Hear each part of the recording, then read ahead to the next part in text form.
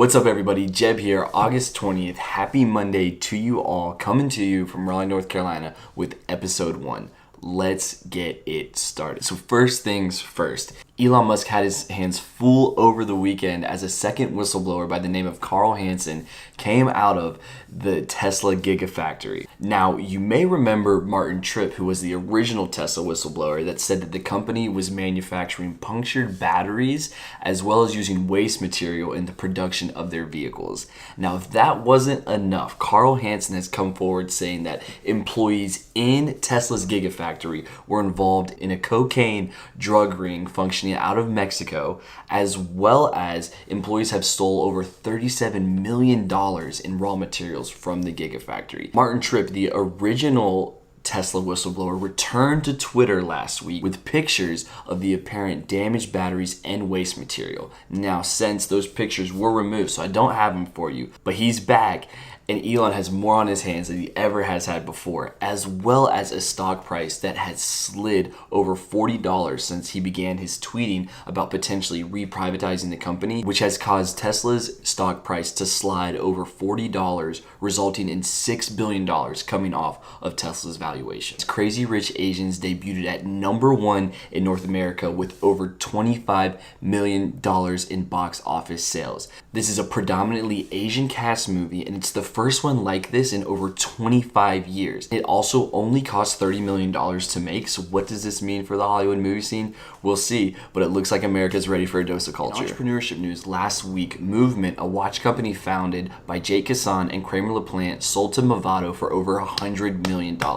Now, Movement is the maker of those luxury watches that you've seen all over Instagram, endorsed by people like Sam Colder and That One Blanket. And Jake Kassan and Kramer founded the company on an idea that watches didn't have to cost as much as they do today. Movement sells watches for under $200 that meet the style and the aesthetic of the modern trendy traveler, but don't hurt your wallet nearly as much. The team at Movement is 40 people strong. They've reached over 160 countries and pulled in just over $71 million in revenue last year, all as a bootstrapped company. In other business news, Trump tweeted that he had the SEC looking into changing the traditional quarterly reporting that the SEC does with corporations.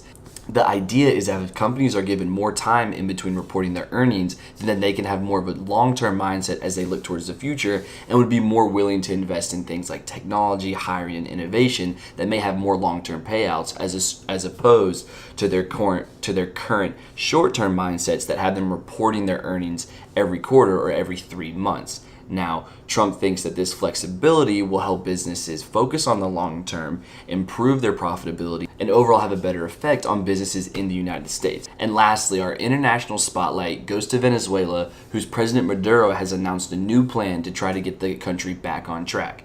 Now, the story here is that over the past few years, Venezuela, a once rich oil nation, has been struggling with severe economic downturn, resulting in huge inflation up to potentially 1,000,000%. Yes, 1,000,000% inflation that's made it hard for citizens to afford bare necessities like toilet paper and food. Over 2 million people have left Venezuela as a result of this severe economic downturn, and the country is in dire need of some help to get it back on track. President Maduro's plan involves raising taxes and gas prices, as well as launching a new currency, and then raising the minimum wage over 3,000%.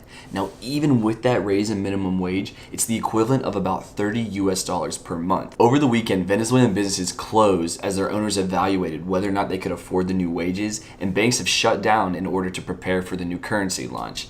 Now, word around the country is iffy as to whether or not this is the proper plan to get the country back on track, and the word is still out to see if this will have a positive effect or continue the severe economic downturn that the country has been experiencing. Guys, thanks for tuning in to episode 1. Leave a like, comment, subscribe. Let me know what you think, and I'll see you tomorrow.